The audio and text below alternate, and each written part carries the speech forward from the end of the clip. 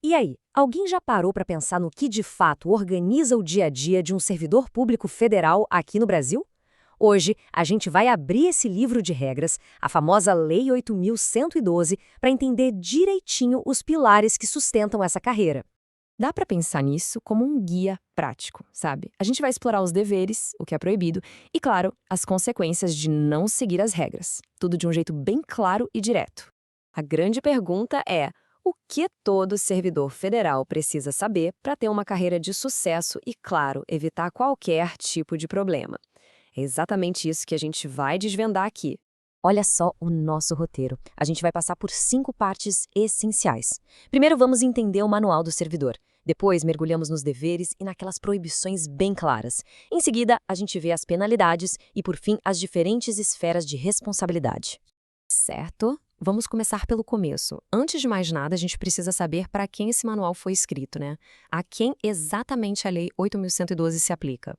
Então, a Lei 8.112 é bem específica, viu? Ela vale para os servidores civis estatutários da União, de suas autarquias e também das fundações públicas. Ou seja, ficam de fora os empregados públicos, que são regidos pela CLT, os servidores de estados e municípios e também os militares.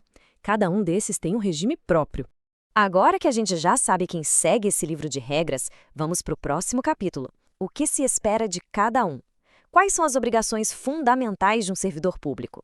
Os deveres podem ser divididos em 2 frentes. De um lado, tem as obrigações que são do cargo mesmo, o que se faz, tipo, trabalhar com zelo e atender bem o público. Do outro, tem as obrigações de conduta, o como se faz, que envolve ser leal, pontual e manter uma postura ética. Beleza, já vimos o que se deve fazer. Agora vamos para a parte delicada. O que é terminantemente proibido? Existem limites bem claros que, olha, não dá para ultrapassar. A lista de proibições lá no artigo 117 é bem longa, mas alguns exemplos são bem diretos. Sair do serviço sem permissão, usar recursos públicos para coisas particulares ou agir com desídia, que é basicamente aquela famosa operação tartaruga, sabe? Aquele desleixo para fazer as coisas. Aí vem a pergunta, né? Será que todas essas ações são punidas do mesmo jeito? A resposta é não. E isso nos leva direto para o próximo tópico. E essa pergunta nos leva direto para as consequências. Porque, claro, nem todo erro tem o mesmo peso. As penalidades são proporcionais à gravidade da falta. E tem mais, a administração tem um tempo certo para aplicá-las. Pensa numa escadinha de punições. A gente começa com a advertência, que é por escrito, para aquelas faltas mais leves. Sobe um degrau e vem a suspensão, que pode chegar a 90 dias, para casos mais sérios ou reincidência. E lá no topo, a demissão, para as violações mais graves, tipo corrupção. E aqui entra um conceito fundamental, a prescrição. O poder público não tem todo o tempo do mundo para punir. Se esse prazo passa, a administração simplesmente perde o direito de aplicar a penalidade. E os prazos são bem definidos, olha só.